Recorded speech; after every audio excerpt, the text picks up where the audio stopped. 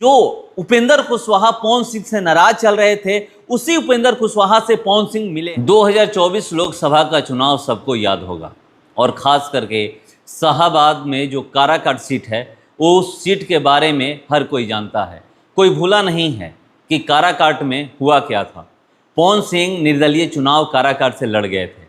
उसके बाद से क्या कहा गया पवन सिंह को लेकर के, बीजेपी के तमाम बड़े लीडर पवन सिंह को लेकर के क्या बोले, ये बात हर कोई जानता है। पवन सिंह जैसे ही ये ऐलान करते हैं कि मैं काराकाट से निर्दलीय चुनाव लड़ूंगा, उसके बाद से एक विपक्ष की तरफ से ये खबर फैलाई गई कि उपेंद्र कुशवाहा को हराने के लिए पवन सिंह को बीजेपी के कुछ नेता ही चुनावी मैदान में उतारे हैं। ये सिर्फ विपक्ष की तरफ से ही नहीं कहा गया, खुद आर.के. सिंह बोले कि पवन सिंह के कुछ बड़े लीडर पवन सिंह को चुनाव लड़ाने वाले बीजेपी के ही नेता हैं। उसके बाद से क्या कहा गया, क्या बातें सामने आई, ये हर कोई जानता है। शाहाबाद के चारों सीट हारने का जिम्मेवार अगर किसी व्यक्ति को ठहराया गया तो पवन सिंह है।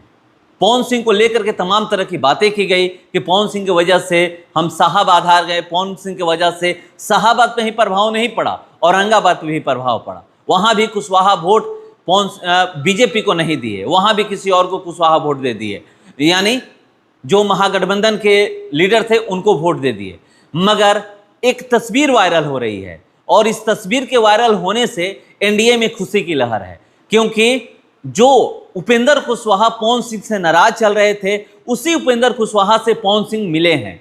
और जैसे ही पवन सिंह उपेंद्र कुशवाहा से मिलते हैं, उपेंद्र कुशवाहा पवन सिंह को आशीर्वाद देते हैं, वो पवन सिंह से गले मिलते हैं। उसके बाद से अब ये कहा जा रहा है कि सब कुछ एनडीए में ठीक हो गया है। जो 2020 में एनडीए के साथ हुआ था पूरे शाहाबाद में, अब वो नहीं होगा। जो 2024 लोकसभा चुनाव में हुआ एनडीए के साथ, अब वो नहीं होगा। पूरा जो कुशवाहा वोट है या फिर राजपूत वोट है, अब ये इस वोट का बिखराव नहीं होगा। ये वोट एनडीए के खाते में जाएगा, क्योंकि कुछ लोग पवन सिंह को वोट दे दिए, यानी राजपूत वोट पवन सिंह को मिला था और कुशवाहा वोट जो है वो छिटक करके महागठबंधन के खाते में चला गया था। तो ये जैसे ही तस्वीरें सामने आई और उसके बाद से ये बातें कही जा रही, सिर्फ एक यही तस्वीर सामने नहीं आई है। पवन सिंह उसके बाद से जा करके गृह मंत्री से मिले हैं, अमित शाह से मिल करके मिले हैं और अब ये कयास लगाए जा रहे हैं कि पवन सिंह बीजेपी में बहुत जल्द शामिल होने वाले हैं। ये भी खबरें आ जाएगी कि पवन सिंह किस दिन बीजेपी की सदस्यता लेते हैं। जैसे ही पवन सिंह 2024 लोकसभा चुनाव में काराकाट से निर्दलीय उम्मीदवारी के रूप में अपना नामांकन करते हैं, वैसे ही बीजेपी पवन सिंह को अपनी पार्टी से निष्कासित कर देती है। पवन सिंह बीजेपी में क्या थे ये हर कोई जानता है। स्टार प्रचारक की लिस्ट में पवन सिंह को शामिल किया जाता था। पवन सिंह कोई भी ऐसा राज्य नहीं है जहां पर प्रचार प्रसार करने के लिए नहीं जाते थे, चाहे वो पश्चिम बंगाल हो, चाहे बिहार में चुनाव हो, या फिर उत्तर प्रदेश में चुनाव हो, या किसी भी राज्य में चुनाव। इसीलिए पवन सिंह हर जगह जो ये पवन सिंह और उपेंद्र कुशवाहा की मुलाकात कराने वाले व्यक्ति हैं, उस व्यक्ति का नाम है ऋतुराज सिन्हा।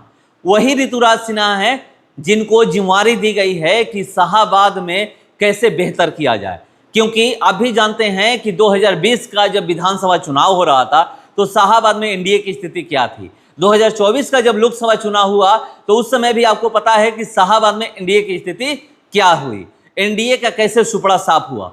एनडीए 2024 का लोकसभा चुनाव भूलना चाहता है कि हम उस चुनाव को भूल जाए, क्योंकि 2014 में जब लोकसभा का चुनाव हुआ था तो पूरे शाहाबाद में एनडीए की स्थिति क्या थी सबको पता है। 2019 का चुनाव हुआ तो उस समय चारों की चारों सीट शाहाबाद का एनडीए के खाते में गया था, चाहे बक्सर की बात करें, काराकाट की बात करें, भोजपुर की बात करें, फिर सासाराम की बात करें, चारों सीट एनडीए के खाते में गया था। जब 2024 लोकसभा का चुनाव हुआ तो उस समय आपको पता है कि क्या हुआ है, चारों की चारों सीट महागठबंधन के खाते में गई है, यानी एनडीए का सुपड़ा साफ हो गया।